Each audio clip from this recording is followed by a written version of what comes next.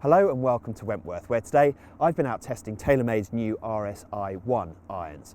Now, the first thing to mention is that there are three irons in the family. The RSi 1, which is the most forgiving and will be the most playable by the widest range of golfers from sort of low handicappers up through mid into the higher handicap category. There's the RSi 2, which is a little sleeker, thinner top line.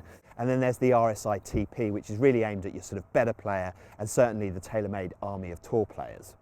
Now, I've been out testing these irons today, both on the grass range here at Wentworth and out on the golf course, on the par 3 golf course. And as you can see behind me, it is winter. We are sort of heading into the sort of darkest depths of winter in the UK.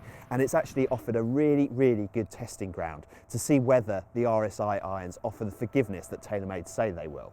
Now, with the face slots, the company is saying that you should be able to hit shots from the heel and toe that get that little bit more ball speed. So shots that automatically in the past may not have reached the green, you should find creeping onto the front edge. And certainly for a lot of amateurs like myself, I'm a 5 handicapper, if I can make sure that those miss hits get a little closer to the green, I know that I'll have a good chance of getting up and down. Now, I was here earlier in the year for the launch of the new RSi irons, and I tested all three irons in the range, and certainly the RSi 1 would not have been the iron that I would have gone for. I'd have gone for the RSi 2. I like the slightly sleeker look at address. And the extra feel that you get on offer. But having had the opportunity to put these through their paces today, I have been really impressed. There's a really neat balance that TaylorMade have struck here between offering a golf club that has genuine forgiveness built in through the speed pocket on the sole and the face slots on either side, without it looking chunky or over-engineered. When you set the club behind the ball, I don't think you even notice the face slots in there.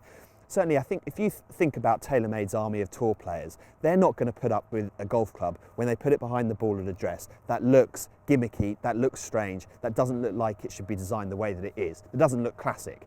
And whilst TaylorMade have introduced a new technology here, they've done a really, really good job to make sure that technology doesn't leap out at you at address as anything that's weird and unusual. Now, as I said, we are heading into winter here. I haven't had the opportunity to play a huge amount of golf recently, and I did hit a few shots from an array of places across the face, and it was clear to see that the new technology that's brought in really did work. I hit one particular 7-iron, I remember it very, very well, that I hit right out of the toe, crept onto the front of the green, and that ended up two-putting. That ended up being a par, where with previous sets of irons, that may have ended up being a bogey. So that the technology in the irons, I could see in practical terms out on the golf course when the course is a little muddy and a little wet underfoot, really, really did help. So the new RSi irons from TaylorMade are an interesting innovation in terms of face slots and the speed pocket that TaylorMade have introduced. They are really hoping that they are able to offer a genuinely new technology that's going to help a huge number of golfers. And with the RSi 1 irons, it's clear that this is the mass market iron. This is the one that will appeal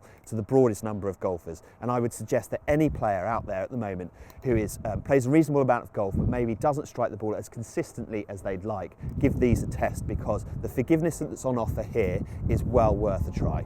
But for now, from Wentworth, it's goodbye.